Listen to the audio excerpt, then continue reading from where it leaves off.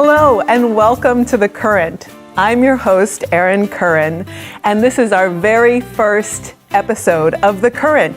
Thanks for tuning in. Today, I'm so delighted to welcome my first guest, Erin McCALL, on the show. The Current is a show to inspire you, to embrace change, spark your curiosity, and shift your perspective on different topics.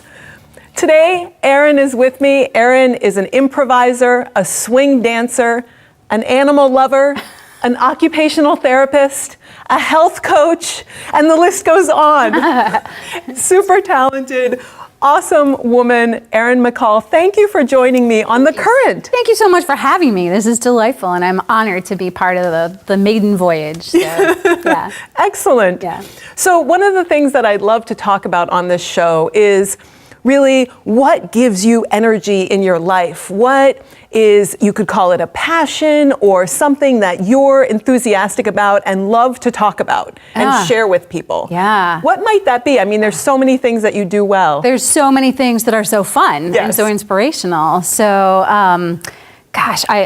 I think maybe I'll start with the swing dancing because it's movement, and so that always gives me a little bit of energy, and it's such a social activity. So maybe start talking about swing dancing. Absolutely, and before you even launch into that, you're reminding me that I wanted to let our viewers know, because not everyone knows how we know each other. Yes, that's a We're good starting both named point. Erin, but that doesn't necessarily mean that we know each other.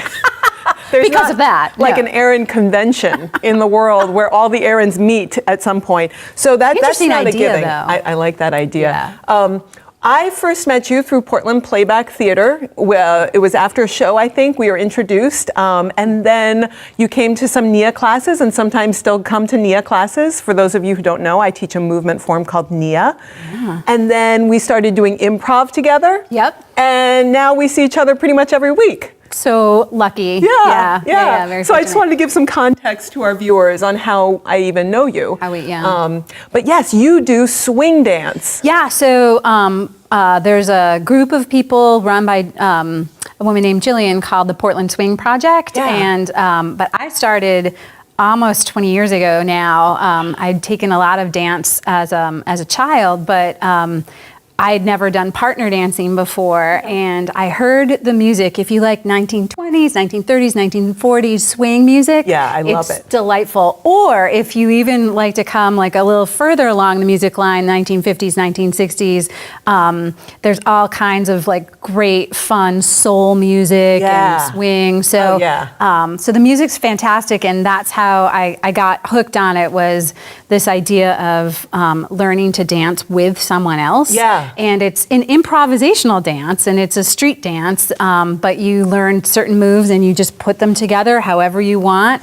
with a partner, which is a really interesting form of communication and being with another person. So, so much of my life, I think, is spent around trying to be present and focused and really with the people that I'm with, and dancing is one of those sort of, it's almost like a meditation process where you have to be really in the moment and really listening to your partner and also getting to express yourself. So that's what I love about swing dance. Yeah, I'm hearing so much overlap with improv. So much overlap. Being really present, tuning into your partner. I'm wondering, you mentioned that you did dance as a child, growing up, different forms. What about someone out there who's never done dance as a kid and who is someone who would describe themselves as having two left feet or just not being a dancer? Does the Portland Swing, is it the Portland Swing Club? Portland Swing Project. Portland Swing Project. Yeah. Are there ever people new to dance who show up? Absolutely. We start a new round of classes every 8 to 10 weeks. Okay. So there's always a beginner class starting, and we welcome and cherish our beginners. We actually love having beginners, and we take good care of them. Yeah. When they come in, it's a very welcoming crowd. We teach you everything you need to know from basics on up. We teach you all about like how to ask someone to dance and what you do when somebody asks you to dance. You don't even have to know that. You don't even have to know that. You don't have to bring a partner. You just show up, that's amazing. and we will talk you through the process. Now, do you have people come just from the like Portland, the city of Portland, or do people come from any distance? You know what? There's a branch of swing dancing that happens right here in the Bedford area, so really? that's really fantastic. Yeah, Lindy. If you go to Portland Swing Project, you'll see the Lindy Bedford website, so you can get classes for Bedford area. Then we have the Portland area, and we have people travel we have people come from New Hampshire. Wow. Yeah, we have people come from quite a distance because it's a really nice, friendly scene here, and we have really great teachers. So that's amazing. And what a great resource for the totally new to movement, but I want maybe to expand my friend circle or get to know some new people. Meet some people. Maybe someone out there watching has been going through a change and maybe has moved to the area or changed partners, Absolutely. And sometimes we just need to shake it up and meet some new people and get some new ideas. Try something new. I mean, I love too that we have a really large age range. We get get high school students, we get college students, we get people up well into their 70s. Wow. And it's really lovely. It's a lovely community that way because I don't feel like there's often a lot of times in our lives where we get to sort of mingle with people we wouldn't necessarily come across in any other form. They're people that you're not going to just meet on the street necessarily. Yeah, and of all ages. Of all ages, different backgrounds, different levels of of like how much dance they've had. Yeah. Most of us have had none. Yeah. So yeah. Oh, that's reassuring to me. And I'm a mover, but I can imagine that must be really reassuring to our audience members who maybe want to try it, but feel like, oh, I'll have to know something before I go. But you don't have to know anything. You don't even have to know anything about the music, the genre. I want to come back to something you said about tuning into your partner on the dance floor, and that you said that it was almost like a meditation. It is. And that a lot of what you do in your life you find with improv and the swing dance, you personally gravitate toward things that ask you to be present. Yes. Yeah, that's a good catch. Yeah, that is definitely, in terms of my passion, that is where my drive seems to come from, where spirituality and science sort of intersect, and they intersect really well in this concept of our human brain and meditation, and what's happening up here is what's happening out there for most of us. We're kind of creating our reality, and so when we are able to get quiet and present and pay attention, and what we pay attention to is really what becomes our life. So it's really interesting to do something like dance where you're paying attention to the music and to this other person, but you're also just enjoying the moment, and your brain gets to do this really interesting thing. Like, there's so much science around dance as a form of keeping your brain young and stimulated. Anti-aging medicine. Absolutely. Par excellence is dance. Excellence. Well said, young Well, Karen. there's just so much, like you said, research and studies done about how moving and dancing keeps us young and keeps us alert and improves our balance, our flexibility. And when you bring in the community element, like in swing or Nia, where you're connecting with other people in the room and using and bouncing off of their energy and making eye contact and feeding. I know as a teacher, and that I definitely feeds me in the Nia class. And I imagine as a dance partner, you're being fed off the energy, you're feeding off the energy of your partner. Yes, definitely. It's so true. We're we're such relational creatures. We are. Yeah. And I'm a huge introvert. I'm a homebody by nature, and yet there's so many wonderful ways to engage and connect with people and to know yourself better. I feel like it's just one of those great tools. So, And so let's go a little bit further down this path of not only brain health and what we can do to stay young and fit and stable as we move through our lives and not falling down and all those things. But what we can keep doing to broaden our awareness and our horizons. Yeah. I feel like this show, The Current, is really about that, like encouraging people to try on something new, get a different perspective on their life, and embrace a change that maybe they might have been fearful about or fearful of, because there's so much out there that it can be overwhelming. Yeah. Yeah. And I love the discussion around fear, because fear has a very real and needed place in our lives in terms of survival. Right. And it really doesn't serve us to embrace fear for anything other than survival. So it's lovely for me. I work in a field, I work in occupational therapy. Right. Tell us, for anyone who's not sure what that means. Yeah, that's what is occupational therapy? A little known field. It's one of the helping professions that I feel is sometimes overlooked or confused. So the term occupational therapy comes from this concept of how humans occupy our time. And so it's the science around how we occupy our time. And what we do often makes us who we are, and what roles we have, and how we fit into our culture and our communities. And so that studying how you're occupying your time is a really interesting connection and engagement with people.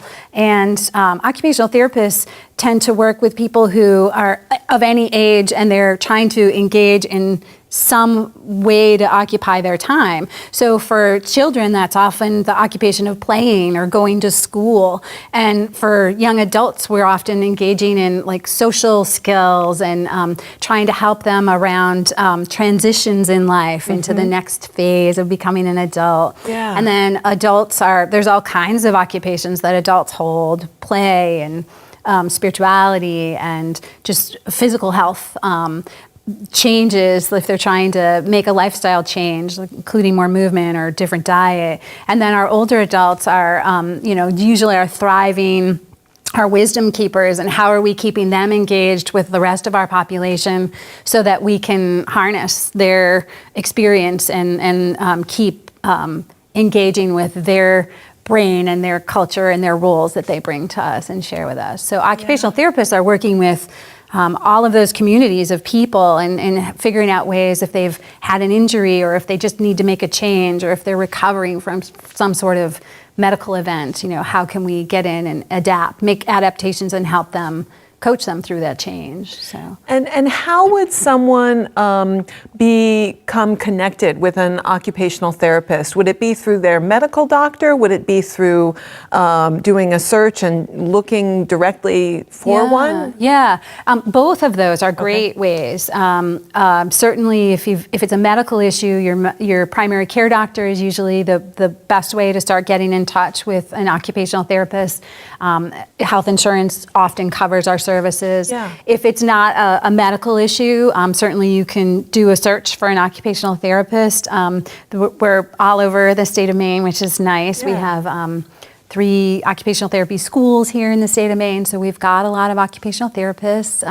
I teach at University of Southern Maine, where we're producing new occupational therapists all the time. So wonderful. Yeah. And here in Biddeford, UNE has a program, on the Portland campus. But so there's a lot of ways to connect to an occupational therapist, but it's, if you're curious more, if you have any questions about it, certainly you can contact me or contact your primary care doctor. So. Okay.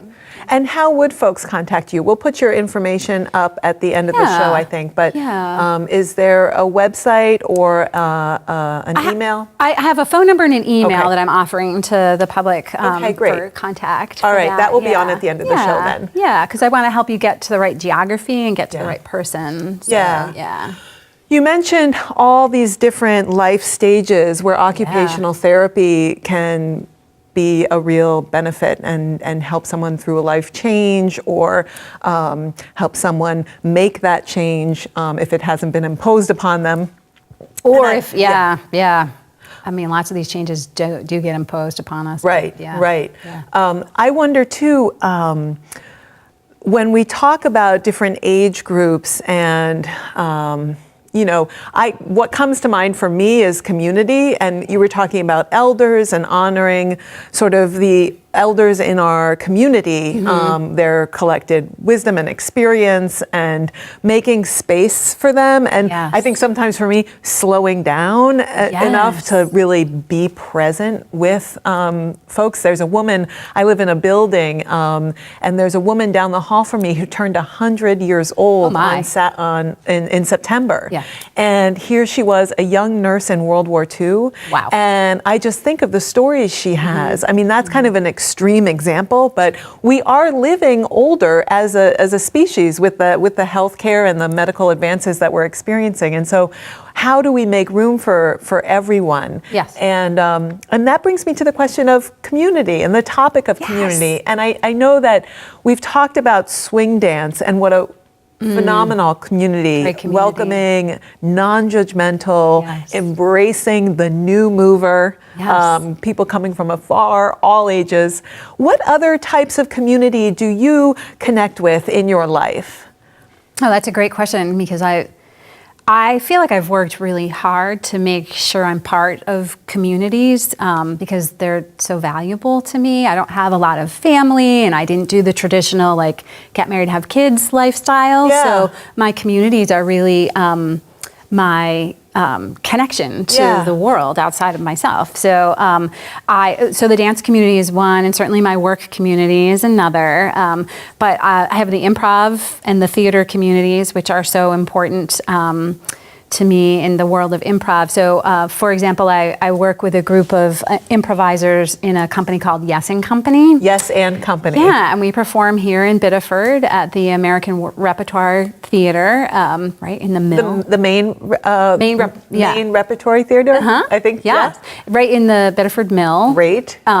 So we perform there, and we rehearse there, and it's a great little collective group of people, and that's certainly a loving community. Like, they become family. The trust that happens with improv, which you can talk about a lot in terms of what happens in a group of people that you learn to improv with. Yeah, with Portland Playback Theater, which is the improv group that I'm a part of, we certainly rehearse a lot. We end up spending a lot of time together outside of our public performances. And I imagine with Yes and Company, you do that as well. There are times when you meet when you're not performing, to get a sense of everyone's energies and to practice improv. People might not think that you need to do that, but the irony. You do, Just to get, I mean, we certainly do at Playback. We always are telling each other stories we've never heard before and playing them back as a way of practicing. Right. And that's, just like anything, we need to practice it if we're expected to get better or to feel more comfortable doing it. Yeah, and so I'm going to make a little plug for people who are also looking at ways to join communities or to have, if there's,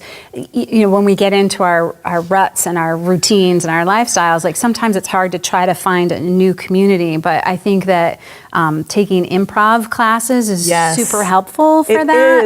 And we've got so many opportunities for improv classes in Southern Maine. We do. So there's so many great resources for that. And that's really a skill where it sounds so terrifying that you're going to go into this room and you're going to be asked to do something. But that's really not how it works, right? Like, really what it is, it's about learning to like listen to somebody differently. And you get to be not you for a while, which is kind of a great relief for a lot of people to just be something else for just a little while. Right. It's like trying on a different attitude or personality or character, like you try on new clothes or a hat. Like, how do I feel like playing this character? How do I look and feel in this? Or I was really angry at work all week. What do I get to do if I get to just be that anger for a while in a safe spot that has nothing to do with work? And I have many, and I myself too have used improv as a very therapeutic tool in terms of like, all right,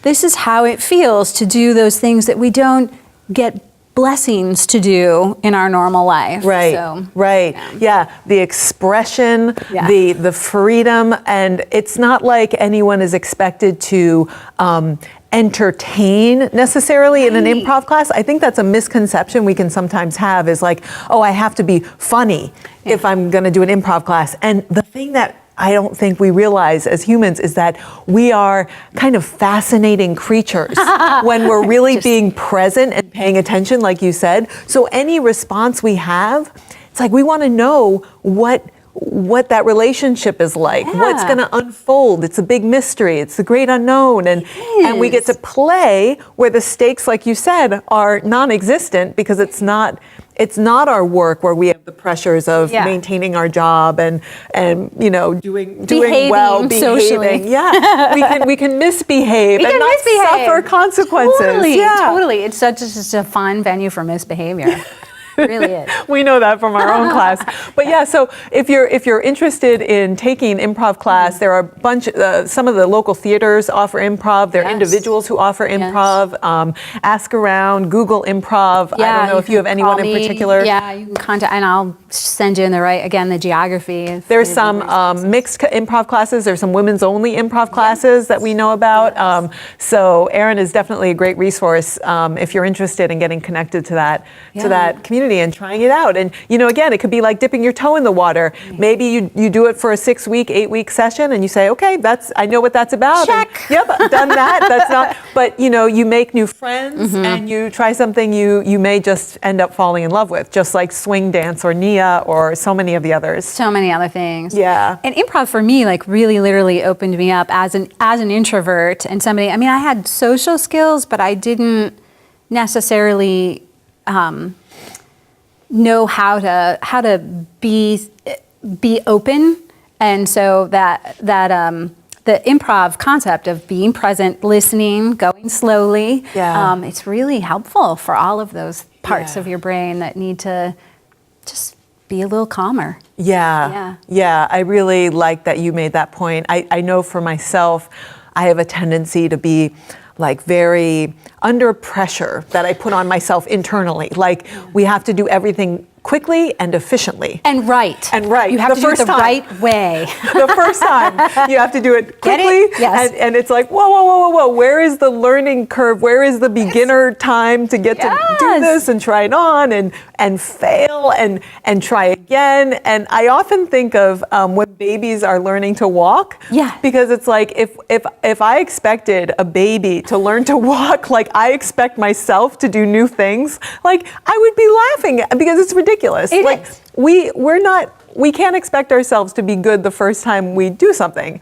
And I think, that reminds me of an article I just read in the New York Times about how find your passion is kind of a misnomer. Yeah. Because it's like, well, that's giving us the message that we should just be strolling down the street and then whoop, there will be our passion. We'll be good at it on the first try and we'll know it's our passion right away. We'll recognize it. Yeah. And maybe maybe the viewers out there are people who knew from the very first that they wanted to be something and then they are that and it was easy and straight line. But I think for most of us, it's much more of a meandering course through life of trying and failing and trying again and realizing, you know what, this is worth my time and energy to get good at, or I really want to pursue this because there's something in me that's calling me, like a vocation to do more of this. Yes. And just in the case of improv, I know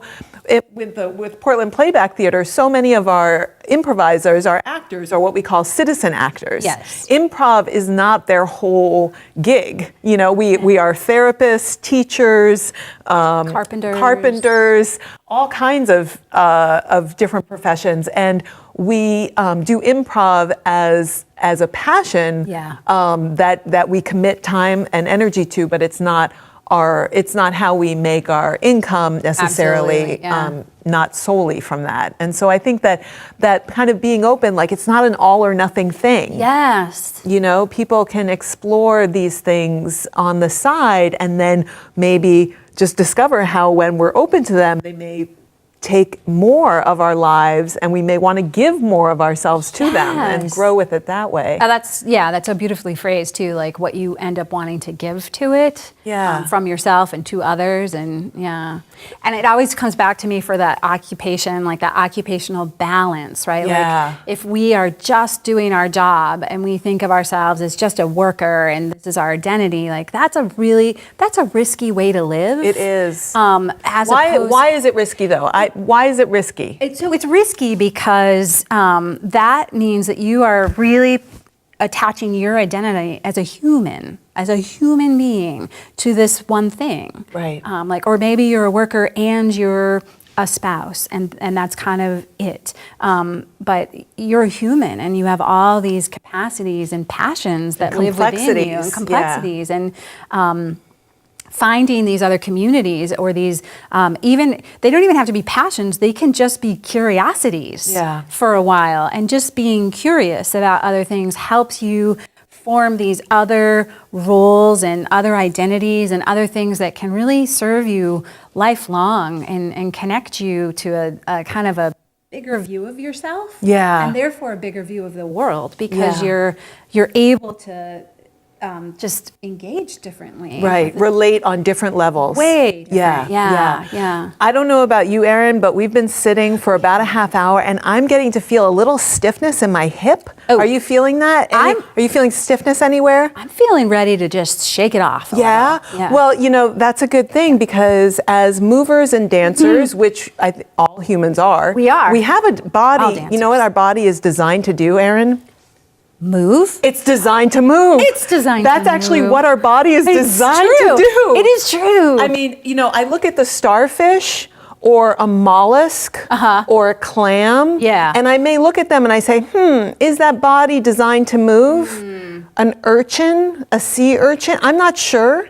But this body, the human body, with all these joints, 13 major joints, with all these bones and muscles, 206, 207 bones, 700 something muscles. Wow. I think we've got 127 joints. Wow. Total. That's a lot. That's a lot. So I'm going to actually ask you, and I don't know if you're aware of this, but I have here check this out. A stack of cards. They're high gloss, they're laminated. Those are lovely. So these are 52 cards. The movement form I teach, Nia, has 52 distinct moves. Oh, that's right. And so each of these cards is a move from the movement vocabulary of Nia.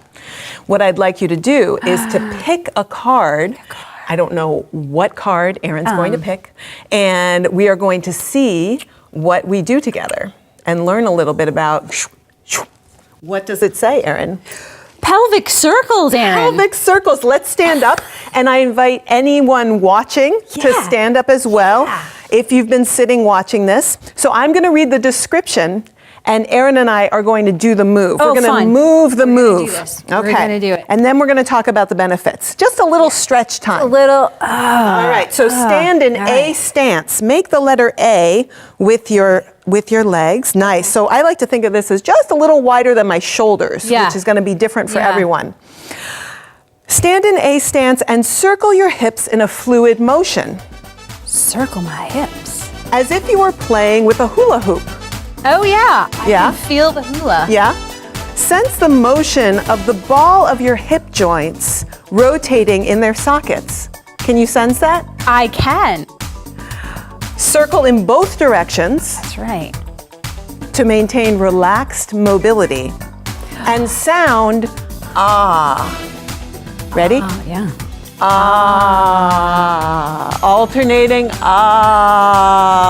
nice. I hope I'm hearing an at home. That's right. Nice. That feels so good. It feels so good. That feels so good. And the benefits, while we're all doing this together, practicing pelvic circles strengthens your back and core so that all upright locomotion is dynamic and free. That's right. This move will help bring up energy from your lower chakras and will strengthen your abdominal muscles. I believe that. I also know that strong hips keep you out of a nursing home.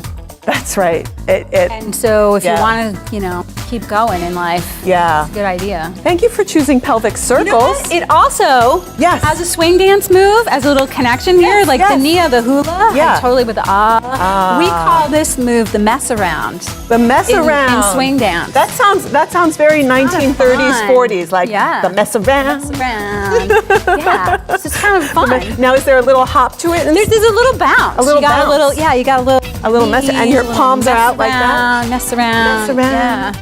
So you say mess around when you do this? Yeah. Well, yeah, if we're dancing with a partner, we might take a break from one another and we can both just mess do a little around. mess around. Yeah. Yeah. It kind of like resets my own thing. Yeah. And then we can come back together. Yeah. Great. Well, let's come back together. Okay, let's come back together.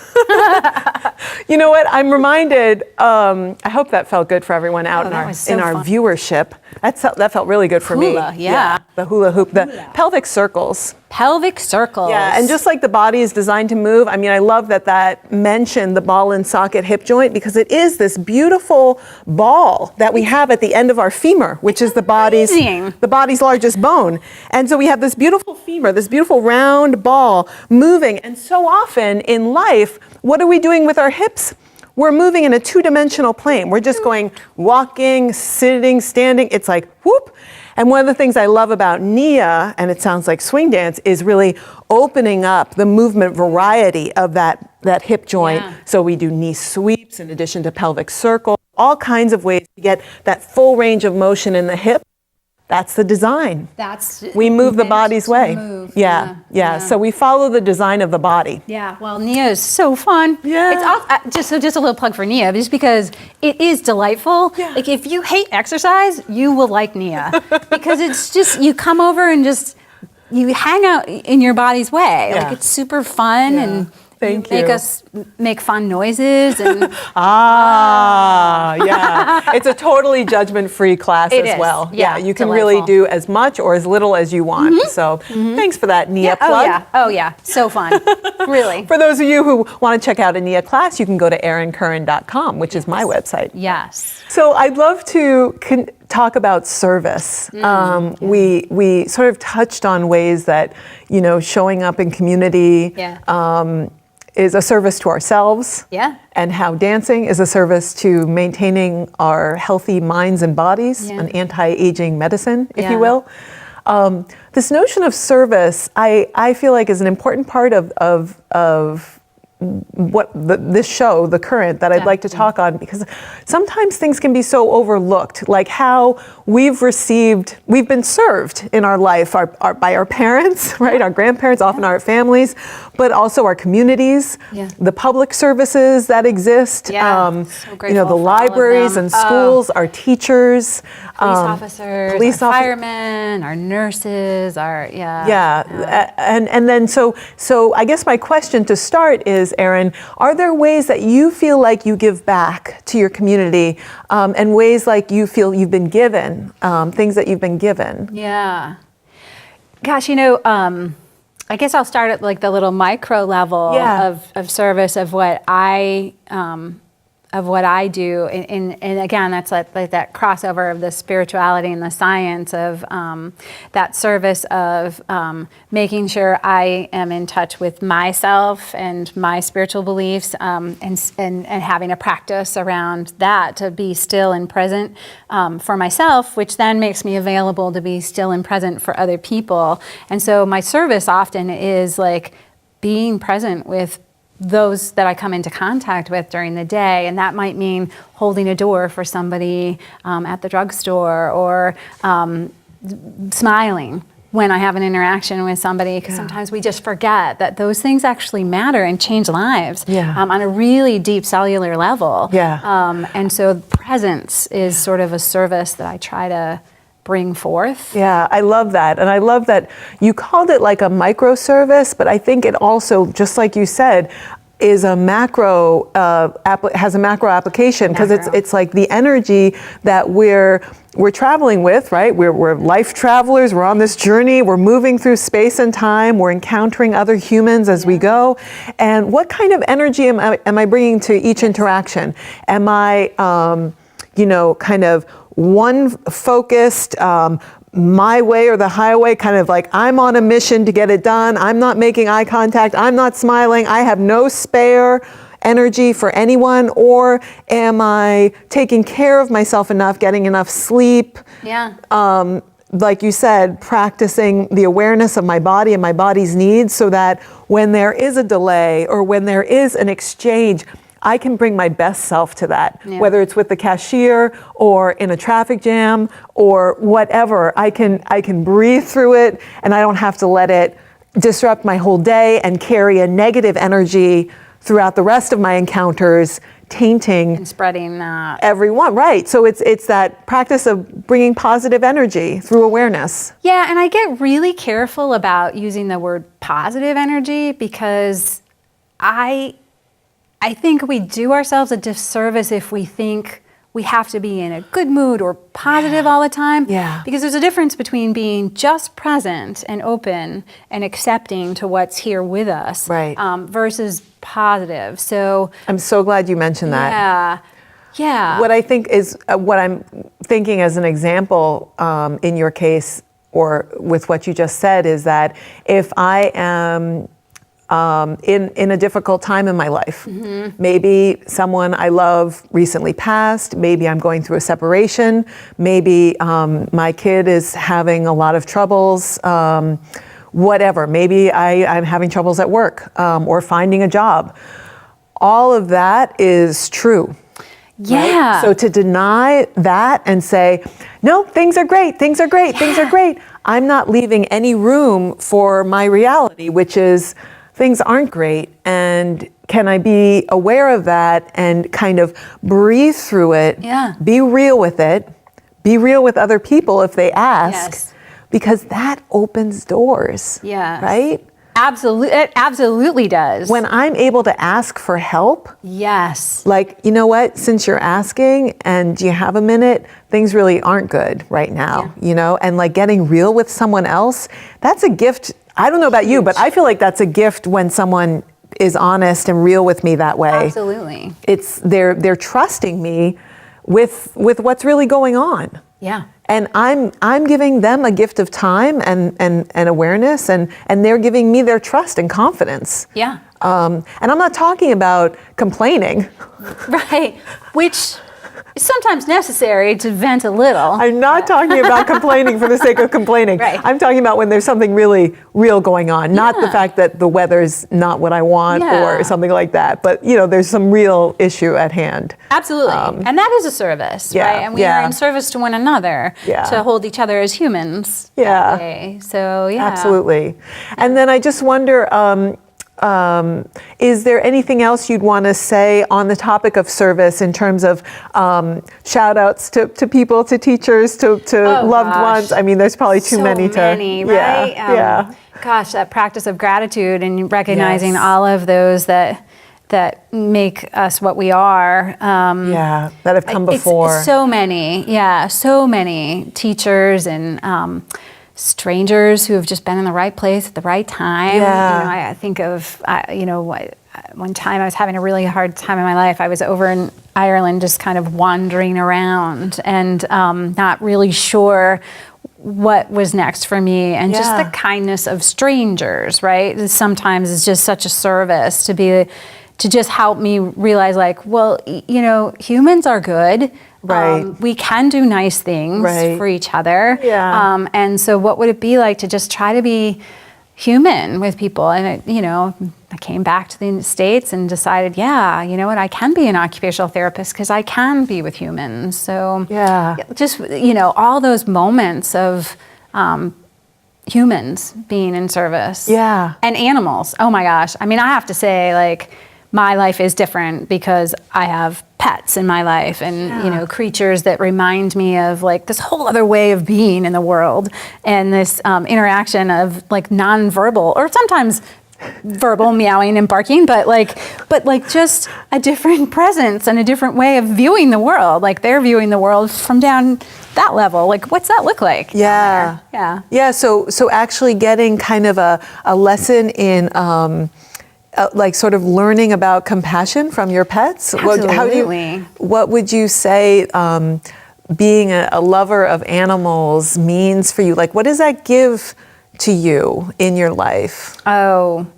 these are great questions. I feel like that it helps open my heart and my brain in a different kind of like music does, right? It's that non-verbal. It's the like touching, literally caring for this other creature, and the touch of the fur and the funny things they do, and trying to remember, like, we're animals too, right? We're humans, and so watching their behaviors and then watching try to shape their behaviors. I'm like, oh, that's what we're trying to do. Right. Like trying to change. Yeah. So, and they're smart, and they're smart in a different way than we're smart. Yeah, And, I love that you said that, because I have a mutt, you know, decaf. Yeah. She's great. She's maybe 2.5, 3 at this point. We got her from the shelter.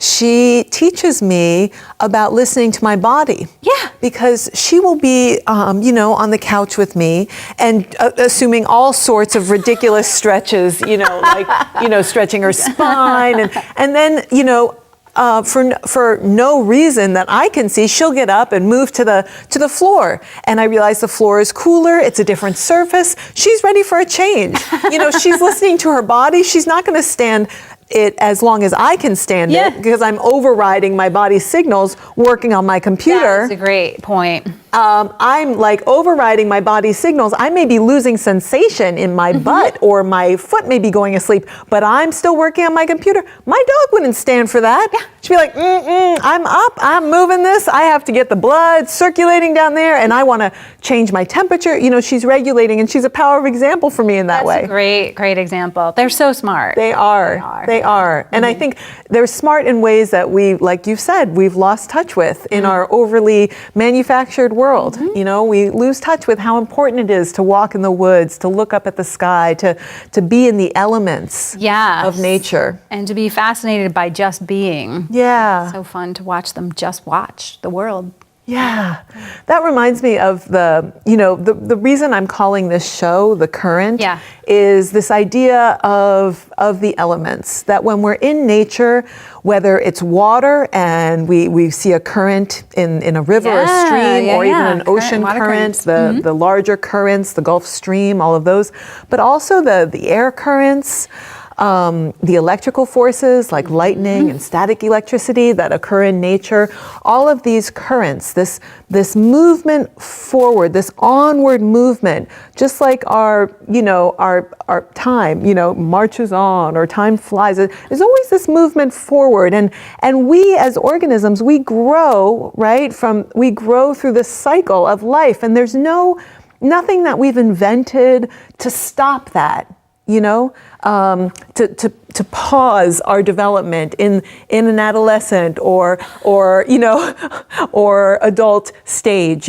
We all cycle through this onward flow of life. And I guess my real goal with this show is in part tapping in and tuning into what has helped you along this journey. Yeah. Like embrace the changes that have been a natural part of your own development. Right. And maybe was there ever a time that you had a change that you weren't expecting or that was imposed on you? Yeah. And how did you deal with that? Because life is change, right? It's the only constant. It is, yeah. And humans are, we study this a lot in the occupational science, like humans generally aren't all charged up for change. We like to have sort of predictable patterns and routines, and they're so helpful, our patterns and routines. Yeah. And yet the reality is either your environment is going to change or your social life will change. Like something is always changing. Yeah. And so adaptability is really this amazing skill as a human, is the adaptation.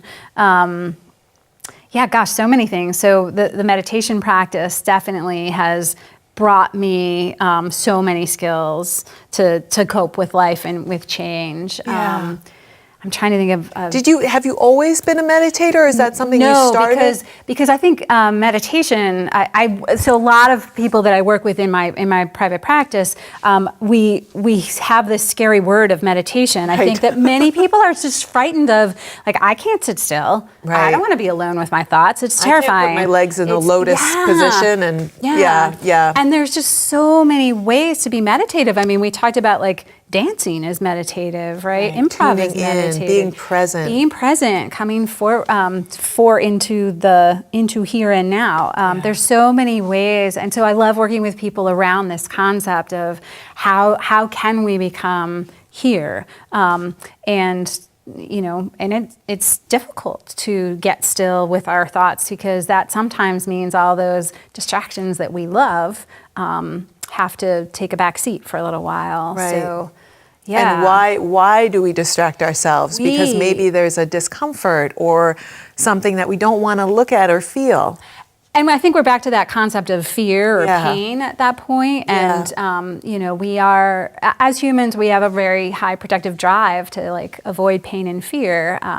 That's where the learning often sits, is a little bit of discomfort. So I talk a lot with my students around like your comfort zone is your comfort zone, and that's a nice place, and learning happens just outside of that. Right. And they say life begins outside our comfort zone. Absolutely. Yeah. So many skills that help with adapting to change. Taking time to sleep and eat and make friends and have relationships, like all those things help with change. Your communities really help you with change, right? 'Cause they're there for you while you're becoming this other thing. Right. I feel like if there's one thing that that helps me be a human, it is being part of communities of other humans, because I have a tendency when I'm by myself. Maybe I've been unemployed because I've had periods of unemployment. Maybe I just am not in a relationship. And so the tendency is to isolate and to stay in my house and to not reach out. And when I'm in that space of isolation, it's actually really dangerous for me. And I'll just speak for myself, because I just start thinking like scary, fearful, dark thoughts. Like, I'll always be alone. I'm different from everyone else. No one is like me in the world. I start getting this feeling of what I sometimes call, and I've heard in certain circles called, terminal uniqueness. which is basically beautiful phrase. Like, I'm the only one who's ever experienced this, who's ever going to experience this. I am screwed, basically. And that, I know today, is a lie. But it's really hard for me to see through that lie. Because it feels so real. Because it feels so real, unless I'm interacting with other people. I'm part of a work community. I'm part of a dance community. I'm part of a theater community. I'm part of a dog park community. Right. I have animals that bring me outside of my house and get me outside of myself. And your neighbors. Your own my neighbors. So being part of community is, like, I think, the number one thing we can do if we're feeling that way. It's certainly the way I've gotten myself out of that mindset of terminal uniqueness, like I will always be alone, and that's just a spiral down, and the truth is that sure, we can all feel that way at times, but when I tell it to you, and you nod and laugh and say, I know that feeling. Already, that lie's been shattered because I'm not alone. Right. You just said you can totally understand and relate to what I said. So the more we're in community and relating in person, in the flesh, and I'm not talking about online forums, maybe those have their place, but there's an energy. Value there. There's an energy that I don't feel over a screen. And that's why it's so great to have you in the studio with me talking, because it's like I can feed off your energy, and that's why we love dance and being with dance partners and being in community with dance. And alone time is super valuable. It is. Especially when you're not isolating, though, because alone time is contemplative and reflective and necessary for most of us. Absolutely. And isolating, like you said, like that is just a dangerous habit. I think anything that can be good for us can be taken to an extreme. And that isolation is an extreme. Erin, our time has flown by. Oh my gosh. I can't even believe that we have to wrap up soon, but I definitely want to have you back on the show. You've inspired me, and you continue to inspire me. You're my friend. I hope that you've inspired our viewers with your, the things you've talked about community and dance and occupational therapy, meditation, movement, animals. We've touched on so many beautiful topics today. I feel inspired, and my hope is that you out there feel inspired as well, and that you will contact Erin if you're interested in improv, in swing dance, in learning more about the field of occupational therapy. We'll have your information up on the screen. And Erin, it's just been so lovely to have you. Thank you again. Thank you for inviting deep conversations onto your show. Absolutely. It's going to be a pleasure to see what you create. Thank you, Erin, and thank you, everybody.